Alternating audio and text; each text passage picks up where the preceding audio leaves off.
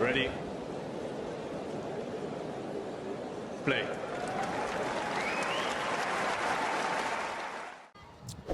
So we've just witnessed a pretty good match, 3 sets, but in the end Fonseca just fell short, right? Yeah, I mean, could have been a pretty rough one actually, to 6-5, but the second set comeback makes it okay on many levels because it actually gives him something to like look back at, and I did fight, I did almost come close to winning this. Of course, he's had a few matches like this recently. I don't know, Orlando Luz in Asuncion and stuff. I mean, he's definitely quite a comeback guy. Showed a lot of potential, but of course, the game is super raw.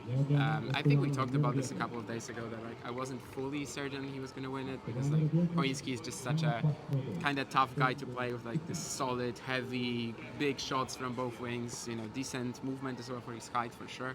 And yeah, I mean, it's a bit of a shame that we won't get Hurkacz Fonseca, but of course with Joao, and he mentioned that in press as well, so maybe hinted at by us, but like, he's got so much time that we're gonna get these matches anyway. He's gonna get these big time experiences anyway, so it's just another step. The forehand today, though, was pretty special to witness, right? It's always special to witness, right? I mean, obviously it's a shot that makes a lot of commits a lot of errors with sometimes, but it's always the one to avoid. I think Choinski especially, like he knew it instantly. There was that break in the third game, I think, for Fonseca. After that, sure, he loses 5 games in a row, but like a lot of rallies.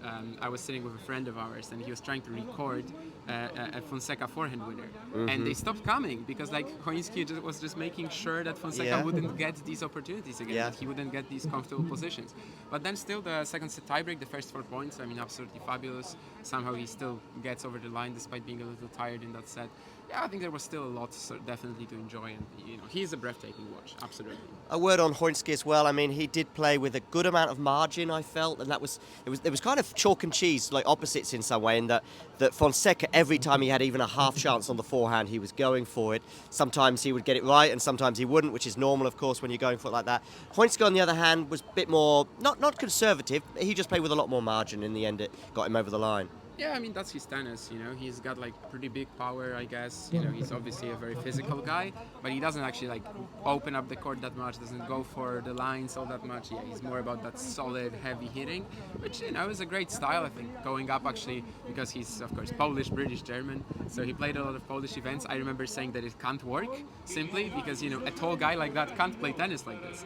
But of course, over the years, actually, what his father was, Andrzej Choinski, was going with, sort of for Jan's progress, it actually turns out that it's possible. We've got Hurkacz, we've got Medvedev, Zverev. I mean, really, there's a lot of similarities to Hurkacz, and perhaps also that's why the second round, the all Polish derby, will be very interesting. Yeah, a word on just finally on that. Then I guess is it too easy to conclude that this is kind of good news for Hubie in terms of his progress at this tournament?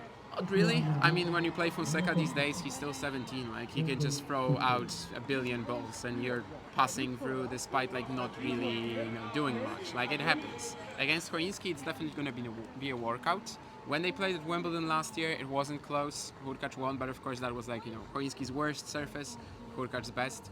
Here, it's probably swapped. Choinski is like maybe not a hardcore play specialist, but kinda. And yeah, I think I just expect it to be a big slog. I think both guys love like grinding, long, deep rallies. And after the serves, it's kind of back to neutral and back to trading. If it's as slow, especially as on the last few days, but actually I don't think it will be, right? The weather is getting better, so tomorrow I think I'd expect the conditions to be like a little faster. But yeah, whatever way it goes, like it's gonna be just a really physical match for sure. Joao does come across as being very. I was just thinking, as you were answering that question, I was just thinking about having spoken to him, obviously in press just now. He does come across as very mature, right? Absolutely. I think it's actually one of the sort of parts of his personality that sort of convinced me that, yeah, I mean, this is a guy that I can trust to sort of become the best version of himself. He's got a great team around him, and just the sort of attitude to maybe not necessarily go for everything already. I know maybe he kind of went against that with like not going to college, but I mean, he's in the top 300, right? He might play slams soon.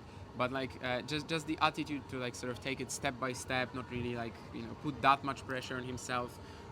These are things that maybe you don't see on the court, not necessarily, not yet. But these are things that could definitely give you, like, yeah, just a brighter path to the glory in the future. Success. Okay, thank you.